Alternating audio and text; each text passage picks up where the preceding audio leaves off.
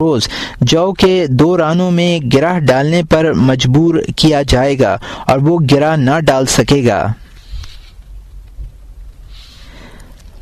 غیبت کی مذمت شرعی دلائل سے۔ 15ویں آفت غیبت کی مذمت شرعی دلائل سے۔ اللہ تعالیٰ نے قرآن کریم میں غیبت کی مذمت کی ہے اور اسے اپنے مردہ بھائی کے گوشت کھانے سے تعبیر دی ہے۔ ارشاد فرمایا،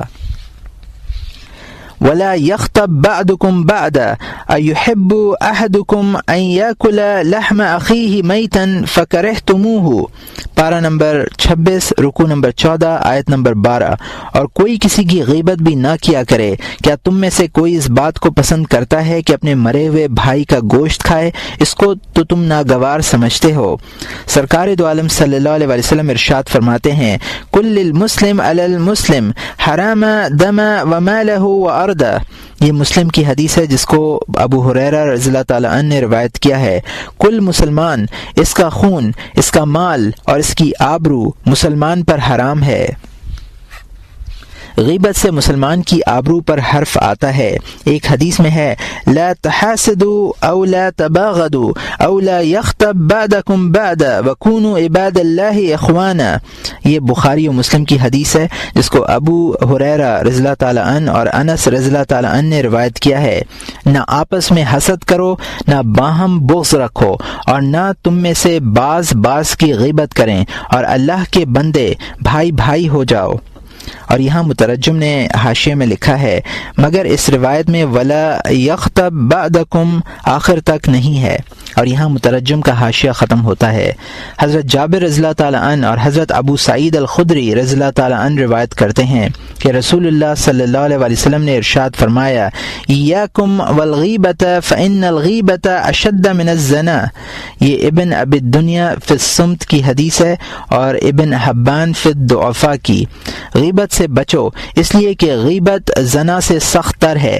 اس کی وجہ یہ ہے کہ آدمی زنا کر کے توبہ کرے اور اللہ اپنی رحمت سے معاف فرما دے تو اس گناہ سے نجات پا جاتا ہے، لیکن غیبت کا گناہ اس وقت تک معاف نہیں ہوتا جب تک وہ شخص معاف نہ کرے جس کی غیبت کی گئی ہو۔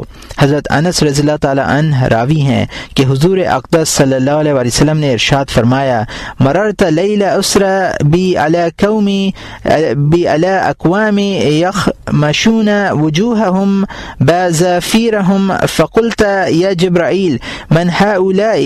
قال هؤلاء الذین یغتابون الناس ویقعون فی اعراضہم۔ یہ ابو داود مسند او مرسلن کی حدیث ہے۔ معراج کی رات میرا گزر ایسے لوگوں پر ہوا جو اپنے چہروں کو ناخنوں سے نوچ کھسوٹ رہے تھے۔ میں نے حضرت جبرائیل علیہ السلام سے پوچھا، یہ کون لوگ ہیں؟ انہوں نے کہا، یہ وہ لوگ ہیں جو لوگوں کی غیبت کرتے ہیں اور ان کی آبرو سے کھیلتے ہیں۔ سلیم ابن جابر کہتے ہیں، میں نے نبی اکرم صلی اللہ علیہ وسلم کی خدمت میں حاضری دی اور عرض کیا، مجھے کوئی ایسی بہترین بات بتائیے جس سے فائدہ اٹھا سکوں۔ آپ صلی اللہ علیہ وسلم نے فرمایا، لا تحقرن من المعروف شیئا ولو انتصب من دلوک فی ان المستقی وان تلقی اخاک یبشر حسن وان ادبر فلا تختابنا۔ یہ احمد ابن ابی دنیا کی حدیث ہے، واللفظ لا۔ اگر کسی اچھی بات کو حقیر مت سمجھنا، گو اتنی ہی کیوں نہ ہو کہ اپنے ڈول سے پیاسے کے برتن میں پانی ڈال دو، اور اپنے بھائی سے خندہ روئی سے ملو، اور جب وہ غائب ہو تو اس کی غیبت نہ کرو۔ حضرت برا بن عازب رضی اللہ تعالی عنہ روایت کرتے ہیں کہ ایک روز حضرت صلی اللہ علیہ وسلم نے اتنی بلند آواز میں خطبہ ارشاد فرمایا کہ گھروں میں موجود عورتوں نے بھی سنا۔ آپ نے فرمایا، یا معشر من آمن بلسانہ ولم یؤمن بقلبہ لا تغتابوا المسلمین ولا تتبعوا عورتهم فإنه من تتبع عورت اخی تتبع اللہ عورتہ ومن تتبع اللہ عورت یفدہ فی جوف بیتہ۔ یہ ابن ابی دنیا اور ابو داود کی حدیث ہے جس کو ابو برزہ رضی اللہ تعالی عنہ نے روایت کیا ہے۔ اے ان لوگوں کے گروہ جو زبان سے ایمان لائے اور دل سے یقین نہیں کیا، مسلمانوں کی غیبت نہ کرو اور نہ ان کے عیوب کے درپے ہو۔ جو شخص اپنے بھائی کی عیب جوئی کرتا ہے، اللہ تعالیٰ اس کے عیب کے درپے ہوتا ہے، اور جس شخص کے عیب کے درپے اللہ ہوتا ہے، اس کے گھر اس اس کے گھر کے اندر رسوا کرتا ہے۔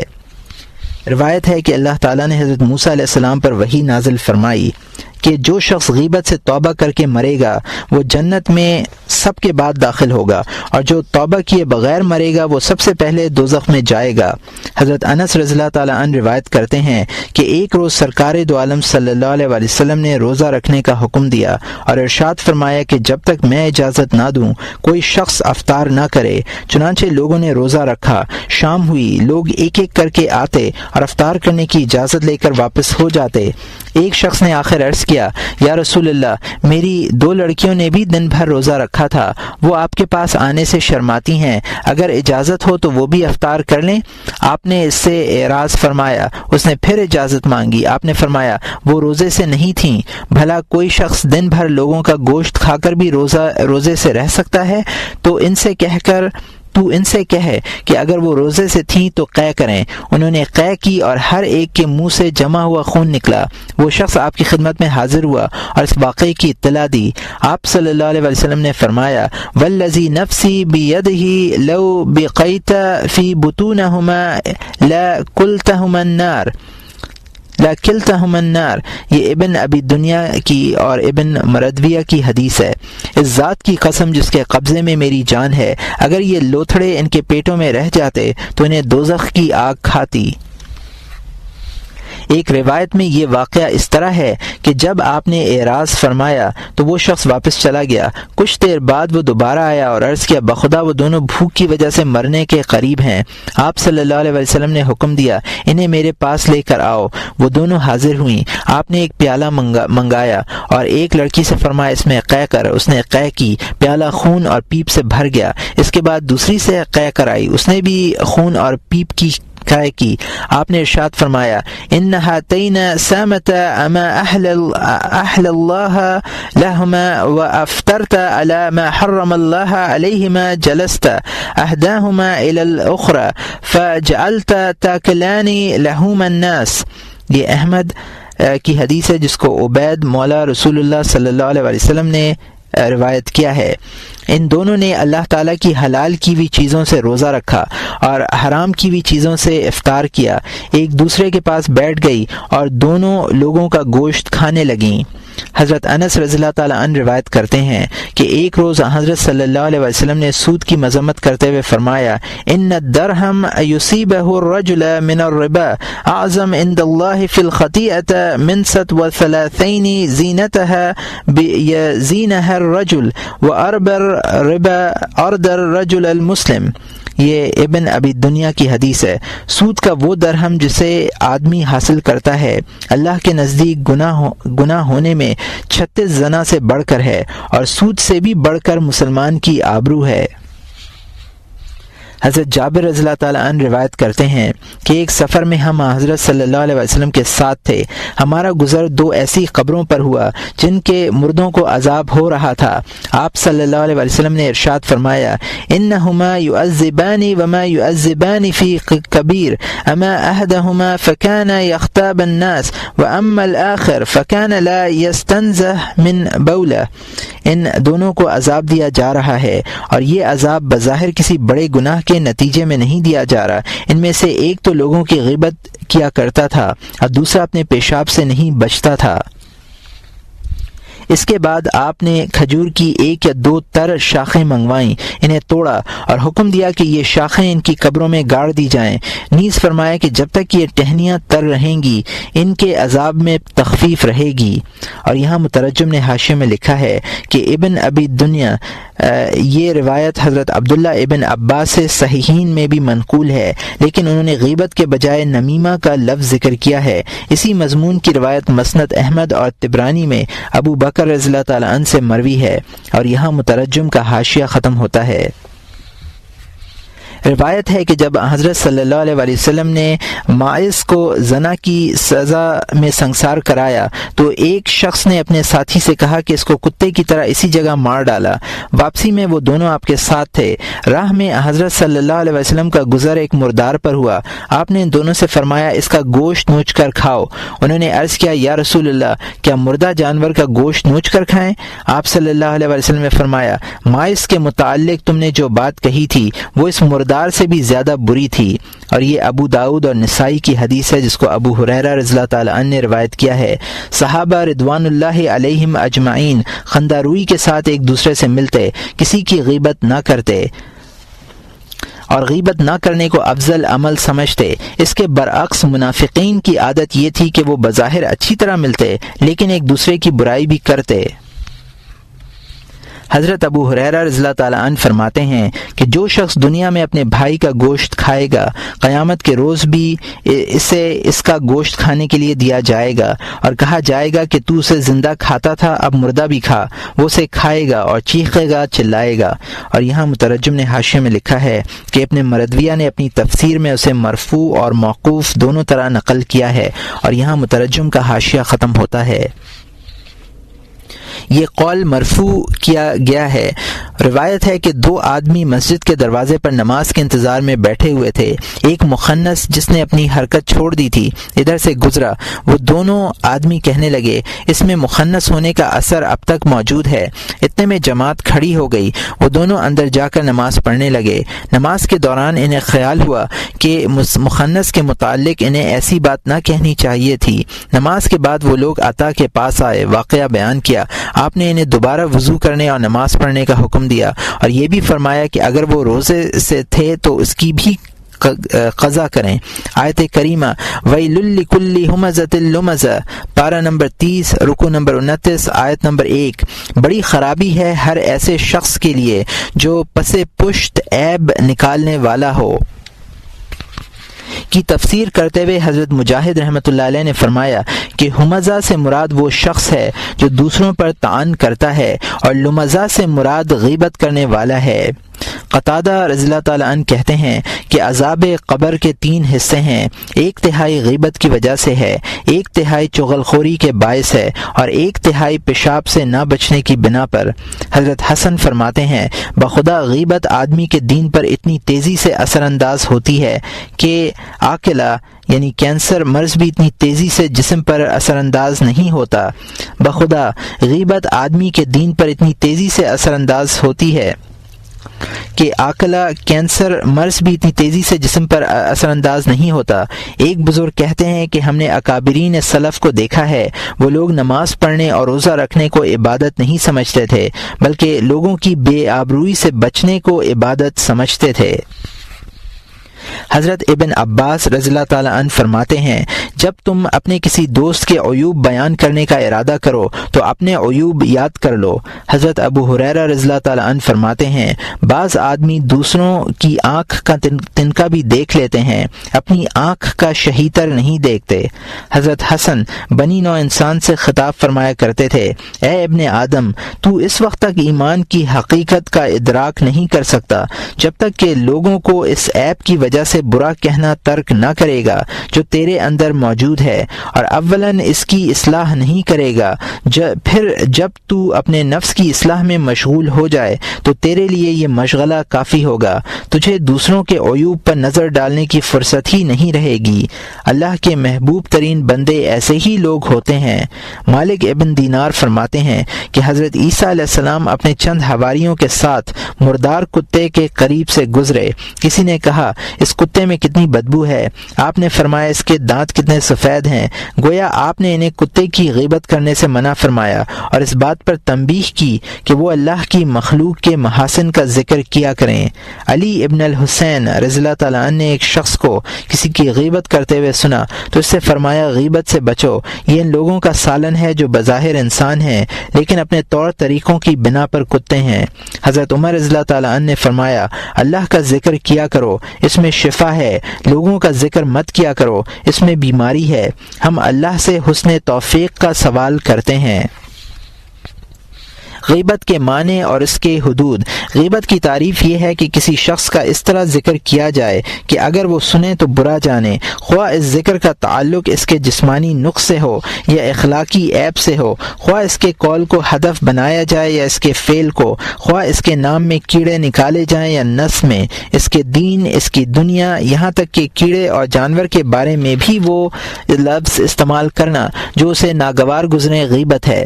بدن کا عیب یہ ہے کہ کسی کو چندھا، بھینگا، گنجا، پست قد، لمبا، کالا یا زرد رو کہا جائے یا کسی ایسے وصف سے متصف کیا جائے جس کا جسم میں موجود ہونا اچھا نہ ہو۔ نسب کے سلسلے میں عیب اس طرح لگایا جا سکتا ہے کہ کسی کے باپ کو غلام، ہندی، فاسق، خسیس، موچی یا کسی مکروہ پیشے والا بتلایا جائے۔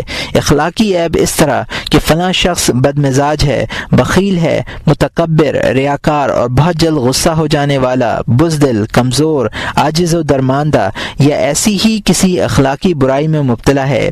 ان افعال میں جن کا تعلق دین سے ہے اس طرح عیب لگایا جا سکتا ہے کہ وہ چور ہے یا جھوٹا ہے، میں نوش، بے ایمان، ظالم، نماز، روزہ اور دیگر عبادات میں سستی کرنے والا، رکوع و سجود اچھی طرح ادا نہ کرنے والا یا اپنے روزے کو غیبت اور بدگوئی سے محفوظ نہ رکھنے والا۔ دنیا سے تعلق رکھنے والے افعال میں عیب اس طرح کہ وہ بے ادب ہے، لوگوں کے ساتھ اچھی طرح پیش نہیں آتا، دوسروں کا کوئی حق تسلیم نہیں کرتا، دوسروں پر اپنا حق سمجھتا ہے، زیادہ بولتا ہے، زیادہ کھاتا ہے، زیادہ سوتا ہے، غیر وقت میں سوتا ہے، جہاں نہیں بیٹھنا چاہیے وہاں بیٹھتا ہے۔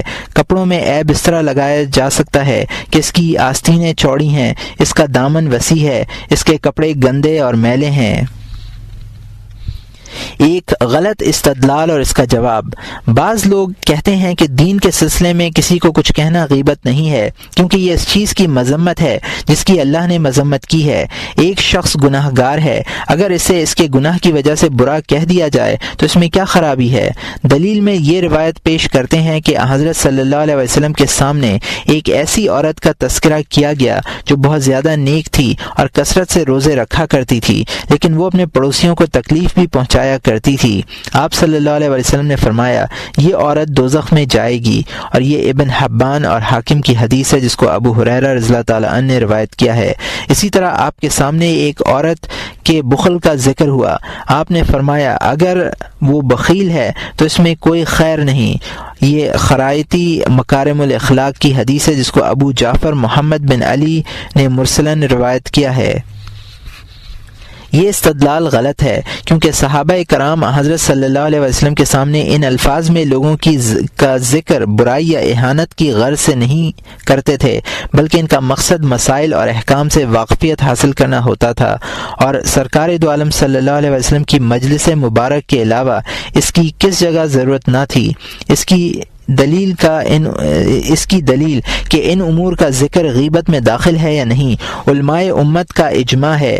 غیبت کا ماحصل یہ ہے کہ کسی آدمی کے متعلق ایسی بات کہنا کہ اگر وہ سنے تو برا مانے۔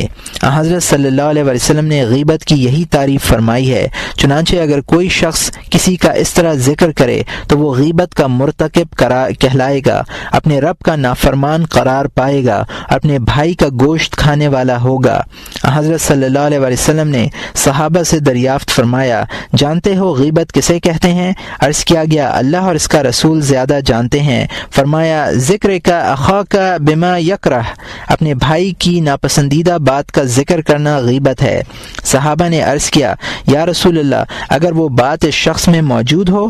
فرمایا اگر موجود ہو تو غیبت ہے ورنہ تہمت ہے، اور یہ مسلم کی حدیث ہے جس کو ابو ہریرہ رضی اللہ تعالی عنہ نے روایت کیا ہے۔ حضرت معاذ ابن جبل رضی اللہ تعالیٰ عنہ روایت کرتے ہیں کہ ایک مرتبہ سرکار دو عالم صلی اللہ علیہ وسلم کی مجلس میں کسی شخص کا ذکر ہوا۔ صحابہ نے عرض کیا وہ تو بڑا عاجز ہے۔ آپ صلی اللہ علیہ وسلم نے فرمایا تم نے اس کی غیبت کی ہے؟ عرض کیا ہم جھوٹ نہیں کہہ رہے، یہ عیب واقعتاً اس میں موجود ہے۔ فرمایا یہی تو غیبت ہے، اگر تم ایسی بات کہتے ہو جو اس میں موجود نہیں ہے تو اس پر تہمت لگاتے۔ یہ طبرانی کی حدیث ہے جو کہ بسند ضعیف ہے۔ حضرت ابو حذیفہ رضی اللہ تعالی عنہ حضرت عائشہ رضی اللہ عنہا سے نقل کرتے ہیں کہ انہوں نے سرکار دو عالم صلی اللہ علیہ وسلم کے سامنے کسی عورت کو ٹھگنی یعنی پستہ قد کہا تو آپ صلی اللہ علیہ وسلم نے فرمایا یہ کہہ کر تم نے اس کی غیبت کی ہے۔ یہ احمد واصلہ عند ابی داود و ترمذی کی حدیث ہے۔ حضرت حسن رضی اللہ تعالی عنہ فرماتے ہیں کہ کسی دوسرے کا ذکر تین طرح سے کیا جاتا ہے، غیبت بہتان اور افک، ان تینوں کے متعلق قرآنی آیات موجود ہیں۔ غیبت کسی ایسی بات کا ذکر کرنا ہے جو اس میں موجود ہے، اور بہتان وہ بات بیان کرنا ہے جو اس میں موجود نہیں ہے، اور افک وہ بات بیان کرنا ہے جو تم نے کسی سے سنی ہو۔ ابن سیرین نے کسی شخص کا ذکر کرتے ہوئے بے خیالی میں کہہ دیا وہ کالا آدمی، پھر متنبہ ہوا تو فرمایا اللہ معاف کرے، غالباً میں نے اس کی غیبت کی ہے۔ ایک مرتبہ ابراہیم نخعی کا ذکر ہوا، ان کے ایک آنکھ تھی تو آور یک چشم کہنے کے بجائے آنکھ پر ہاتھ رکھ لیا۔ حضرت عائشہ رضی اللہ عنہا فرماتی ہیں کسی کی غیبت نہ کرو۔ ایک مرتبہ میں نے سرکار دو عالم صلی اللہ علیہ وسلم کی موجودگی میں کسی عورت کے متعلق یہ کہہ دیا کہ وہ طویل دامن والی ہے۔ آپ نے فرمایا تھوکو تھوکو، میں نے تھوکا تو گوشت کا لوتھڑا نکلا۔ یہ ابن ابی دنیا کی حدیث ہے اور ابن مردویہ کی۔ غیبت صرف زبان ہی سے نہیں ہوتی۔ غیبت صرف زبانی ذکر ہی کو نہیں کہتے، بلکہ ہر وہ عمل غیبت میں داخل ہے جس سے تمہارے بھائی کا عیب کسی دوسرے پر ظاہر ہو جائے، خواہ اشارے سے، کنائے سے، کسی واضح یا غیر واضح حرکت سے۔ غیبت کے سلسلے میں تصریح، ابہام، قول، فعل، رمز و اشارہ سب حرام اور ناجائز ہیں۔ حضرت عائشہ رضی اللہ عنہا فرماتی ہیں کہ ہمارے پاس ایک عورت آئی، جب وہ واپس چلی گئی تو میں نے یہ بتلانے کے لیے کہ وہ پستہ قد تھی ہاتھ سے اشارہ کیا۔ آپ صلی اللہ علیہ وسلم نے ارشاد فرمایا اے عائشہ تم نے اس کی غیبت کی ہے۔ یہ ابن ابی دنیا ابن مردویہ کی حدیث ہے جس کو حسان بن مخارق نے روایت کیا ہے۔ یہی حکم نقل کا ہے، مثلا کسی لنگڑے کی چال کی نقل کی جائے، بلکہ نقل اتارنا غیبت سے بھی بدتر ہے، اس لیے کہ نقل سے اس شخص کی مکمل تصویر ذہن میں آ جاتی ہے۔ ایک مرتبہ حضرت عائشہ رضی اللہ عنہا نے کسی عورت کی نقل اتاری تو آپ نے فرمایا ما یسرنی انی جاکیت کذا و کذا، مجھے کسی کی نقل اتارنا اچھی نہیں لگتی۔ اور یہاں مترجم نے حاشیے میں لکھا ہے کہ یہ روایت 11ویں آفت کے ضمن میں بیان کی جا چکی ہے، اور یہاں مترجم کا حاشیہ ختم ہوتا ہے۔ غیبت لکھ کر بھی ہو سکتی ہے کیونکہ کتابت بھی زبان کی طرح اظہار کا ایک اہم وسیلہ ہے۔ کوئی مصنف اپنی کتاب میں کسی متعین شخص کا نام لے کر ذکر کرے اور اس کے عیوب بتلائے تو یہ بھی غیبت میں داخل ہے، الا یہ کہ کوئی عذر ہو، جیسا کہ عنقریب اس کی تفصیل مذکور ہوگی۔ البتہ یہ کہنا کہ کچھ لوگ ایسا کہتے ہیں، بعض لوگ ایسا کرتے ہیں، غیبت نہیں ہے، کیونکہ غیبت نام ہے کسی متعین شخص سے تعرض کرنے کا، خواہ وہ مردہ ہو یا زندہ۔ اسی طرح یہ کہنا بھی غیبت ہے کہ وہ شخص جو آج ہمارے پاس سے گزرا تھا یا جسے ہم نے دیکھا تھا، بشرط یہ کہ یہ حوالہ مخاطب کو شخص متعین سے واقف کرا دے، کیونکہ معین شخص کا سمجھانا ہی ممنوع ہے، نہ کہ وہ بات جو سمجھائی جا رہی ہے۔ چنانچہ اگر مخاطب اس حوالے سے یہ نہ سمجھے کہ متکلم کی مراد کس شخص سے ہے تو یہ غیبت نہیں ہے۔ حضرت صلی اللہ علیہ وسلم کو جب کسی شخص کی کوئی بات ناگوار گزرتی تو یہ نہ فرماتے کہ فلاں شخص ایسا کرتا ہے، بلکہ یوں فرماتے لوگوں کو کیا ہو گیا ہے کہ وہ ایسی حرکتیں کرتے ہیں۔ اور یہ ابو داؤد کی حدیث ہے جس کو عائشہ رضی اللہ عنہا نے روایت کیا ہے۔ علماء کرام کی غیبت، بدترین غیبت ریاکار علماء کی غیبت ہے، کیونکہ وہ اچھے بن کر اپنا مقصود ظاہر کر دیتے ہیں اور لوگ سمجھتے ہیں کہ یہ لوگ غیبت نہیں کرتے، حالانکہ وہ جہالت میں مبتلا ہیں۔ انہیں معلوم نہیں کہ وہ بیک وقت دو گناہوں کے مرتکب ہوتے ہیں، ایک غیبت دوسرا ریا۔ چنانچہ جب ان کے سامنے کسی شخص کا ذکر ہوتا ہے تو وہ یہ کہتے ہیں اللہ کا شکر و احسان ہے کہ اس نے ہمیں بادشاہوں کے درباروں میں آنے جانے کی آزمائش میں مبتلا نہیں کیا، یا یہ کہ دنیا کی طلب کے لیے ذلت سے بچایا، یا بطور دعا یہ کہتے ہیں خدا ہمیں اس بے شرمی اور رسوائی سے بچائے۔ ان کا مقصد دوسروں کا عیب ظاہر کرنا ہے، لیکن اس کے لیے کبھی شکر کا صیغہ اختیار نہیں کرتے اور کبھی دعا کا اسلوب اپناتے ہیں، لیکن نہ دعا مقصود ہے اور نہ شکر۔ بعض اوقات غیبت سے کسی شخص کی پہلے تعریف کرتے ہیں، مثلا یہ کہ فلاں شخص کتنا اچھا ہے، کس قدر قدر عبادت کرتا ہے لیکن ایک بد خصلت میں مبتلا ہے، اور وہی کیا ہم سبھی اس خصلت میں مبتلا ہیں، اور وہ یہ کہ اس میں صبر اور قناعت کا عنصر بہت کم ہے۔ دیکھیے، بظاہر اس میں اپنی مذمت موجود ہے، لیکن مقصد ہرگز اپنے نفس کی مذمت نہیں ہے بلکہ دوسرے کا عیب ظاہر کرنا ہے۔ البتہ اس کے لیے ایسا پیرایا یہاں اختیار کیا ہے کہ مخاطب کہنے والے کی کسر نفسی اور خلوص کا قائل ہو جائے اور اسے بھی صلحاء میں شمار کرے۔ یہ شخص 3 گناہوں کو جامع ہے: غیبت، ریا اور تزکیہ نفس، یعنی وہ خود کو نیک لوگوں میں شمار کرتا ہے اور نادانی کی بنا پر یہ سمجھتا ہے کہ میں غیبت سے پاک ہوں۔ شیطان ایسے ہی لوگوں کو آسانی سے شکار کرتا ہے۔ یہ لوگ صحیح علم سے محروم ہوتے ہیں اور نفس انہیں مسلسل فریب دیتا رہتا ہے۔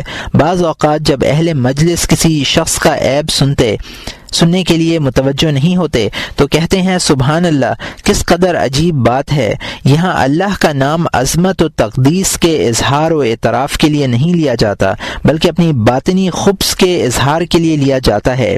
کبھی غیبت کے لیے یہ پیرایا اختیار کرتے ہیں کہ ہم اپنے دوست کی فلاں حالت کی بنا پر سخت رنجیدہ اور غمگین ہیں، اللہ تعالیٰ اسے راحت دے۔ یہ غمخواری اور دعا ترحم کے جذبے سے نہیں ہوتی بلکہ محض اپنی برتری کا اظہار مقصود ہوتا ہے۔ اگر واقعتاً دعا مقصود ہوتی تو نماز کے بعد تنہائی میں کرتے، نہ کہ مجلس میں۔ اسی طرح اگر واقعتاً انہیں رنج ہوا ہوتا تو وہ اس واقعے کا اظہار ان لوگوں کے سامنے کیوں کرتے جو اس سے ناواقف تھے؟ کبھی اس طرح کہتے ہیں کہ فلاں شخص بیچارہ بڑی مصیبت میں گرفتار ہے، اللہ ہمیں اور اسے توبہ کرنے کی توفیق بخشے۔ بظاہر یہ دعا ہے لیکن اللہ باطنی خبث پر مطلع ہے، وہ جانتا ہے کہ ان کے دلوں میں کیا بھرا ہوا ہے، لیکن وہ اپنی جہالت کے باعث یہ نہیں سمجھتے کہ وہ اس دعا سے ثواب کے بجائے عذاب کے مستحق ہو گئے ہیں۔ غیبت سننا اور اس پر تعجب کا اظہار کرنا بھی غیبت ہے، کیونکہ سننے سے اور اس پر تعجب ظاہر کرنے سے غیبت کرنے والے کو غیبت پر شہ ملتی ہے۔ مثال کے طور پر کسی کی برائی سن کر کوئی شخص یہ کہنے لگے کہ بھائی تم نے آج عجیب بات بتلائی ہے، ہم تو اسے ایسا نہیں سمجھتے تھے، ہم اسے آج تک اچھا ہی سمجھتے رہے، اللہ تعالی ہمیں اس عیب سے محفوظ رکھے۔ یہ تبصرہ گویا غیبت کرنے والے کی تصدیق ہے، اور غیبت کی تصدیق بھی غیبت ہی ہے، بلکہ غیبت سن کر چپ رہنے والا بھی غیبت کرنے والے کا شریک سمجھا جاتا ہے۔ ارشاد نبوی ہے المستمع احد المخطبین، سننے والا 2 غیبت کرنے والوں میں سے ایک ہے۔ اور یہاں مترجم نے حاشیے میں لکھا ہے کہ طبرانی بروایت ابن عمر رضی اللہ تعالی عنہ، لیکن الفاظ یہ ہیں نہیں رسول اللہ صلی اللہ علیہ وسلم عن الغیبہ وعن الاستمع الی غیبہ، رسول اللہ صلی اللہ علیہ وسلم نے غیبت کرنے اور غیبت سننے سے منع فرمایا ہے۔ اور یہاں مترجم کا حاشیہ ختم ہوتا ہے۔ روایت ہے کہ حضرت ابو بکر و عمر رضوان اللہ تعالی اجمعین میں سے ایک نے دوسرے سے کسی شخص کا ذکر کیا کہ وہ بہت زیادہ سونے والا ہے۔ اس کے بعد ان دونوں نے حضرت صلی اللہ علیہ وسلم سے روٹی کھانے کے لیے سالن مانگا۔ آپ نے فرمایا سالن تو تم لے چکے ہو۔ انہوں نے عرض کیا یا رسول اللہ ہم نے کب لیا؟ آپ صلی اللہ علیہ وسلم نے فرمایا بلکہ تم اپنے مسلمان بھائی کا گوشت کھا چکے ہو۔ اور یہاں مترجم نے حاشیے میں لکھا ہے کہ ابو العباس دغوی نے کتاب الادب میں بروایت عبد الرحمن بن ابی لیلہ مرسلا نقل کی ہے۔ اور یہاں مترجم کا حاشیہ ختم ہوتا ہے۔ دیکھیے آپ نے ان دونوں حضرات کو غیبت کا مجرم ٹھہرایا، حالانکہ غیبت ایک نے کی تھی، دوسرا محض سننے والا تھا۔ اسی طرح ماعز کے رجم کے واقعے پر تبصرہ کرتے ہوئے جن 2 آدمیوں میں سے ایک نے دوسرے سے کہا تھا کہ وہ کتے کی طرح مارا گیا، تو آپ نے کوڑے پر پڑے ہوئے مردار کی طرف اشارہ کرتے ہوئے ان دونوں سے فرمایا تھا اسے نوچو، اس کا گوشت کھاؤ۔ اور یہاں مترجم نے حاشیے میں لکھا ہے کہ یہ روایت پچھلے صفحات میں گزری ہے۔ اور یہاں مترجم کا حاشیہ ختم ہوتا ہے۔ حالانکہ کہنے والا ایک تھا، آپ نے دونوں کو شریک کیا، اس سے معلوم ہوا کہ سننے والا بھی غیبت کے گناہ میں شریک ہے۔ ہاں اگر وہ زبان سے منع کر دے یا زبان سے منع کرنے کا حوصلہ اور قوت نہ ہو تو دل سے برا سمجھے یا اس مجلس سے اٹھ جائے یا غیبت کرنے والے کو دوسری باتوں میں لگا لے، ان صورتوں میں سننے والے پر کوئی مواخذہ نہیں ہوگا، لیکن اگر زبان سے منع کیا اور دل میں سننے کی خواہش رہی تو یہ نفاق ہے۔ اعتبار دل کا ہے، گناہ سے اسی وقت محفوظ رہے گا جب دل سے برا سمجھے گا۔ پھر منع کرنے میں بھی ہاتھ یا ابرو اور آنکھ کے اشارے سے منع کرنا کافی نہیں ہے، کیونکہ اس سے اس شخص کی توہین ہوتی ہے جس کی غیبت کی جا رہی ہے، بلکہ صراحت کے ساتھ منع کرنا اور مذکور کا دفاع کرنا ضروری ہے۔ ارشاد نبوی ہے، من ازل عنده مؤمن فلم ينصره وهو بقدر على نصره ازله الله يوم القيامة على رؤوس الخلائق۔ یہ طبرانی کی حدیث ہے جس کو سہل بن حنیف رضی اللہ تعالیٰ عنہ نے روایت کیا ہے۔ جس شخص کے سامنے کسی مومن کی تذلیل کی جائے اور وہ اس کی مدد کرنے پر قدرت رکھنے کے باوجود مدد نہ کرے، قیامت کے روز اسے لوگوں کے سامنے ذلیل کیا جائے گا۔ ایک حدیث میں ہے، من رد ان عرض اخیہ بالغیب کان حق علی اللہ ان یرد ان عرض یوم القیامہ۔ یہ ابن ابی دنیا کی حدیث ہے جس کو ابو درداء رضی اللہ تعالیٰ عنہ نے روایت کیا ہے۔ جو شخص اپنے بھائی کی عزت کا اس کے پس پش دفاع کرے، اللہ پر واجب ہے کہ وہ قیامت کے روز اس کی حفاظت فرمائے۔ ایک روایت کے الفاظ یہ ہیں، من ذب ان عرض اخیہ بالغیب کان حق علی اللہ ان یعتق من النار۔ یہ احمد اور طبرانی کی حدیث ہے جس کو اسما بنت یزید رضی اللہ عنہ نے روایت کیا ہے۔ جو شخص پیٹھ پیچھے اپنے بھائی کی عزت کا دفاع کرے، اللہ پر اسے دوزخ سے آزاد کرنا واجب ہے۔ غیبت کے وقت مسلمان کی نصرت و دفاع کے فضائل سے متعلق بے شمار روایات موجود ہیں۔ ان میں سے بہت سی روایات ہم آداب صحبت اور حقوق مسلمین کے ابواب میں بیان کر چکے ہیں۔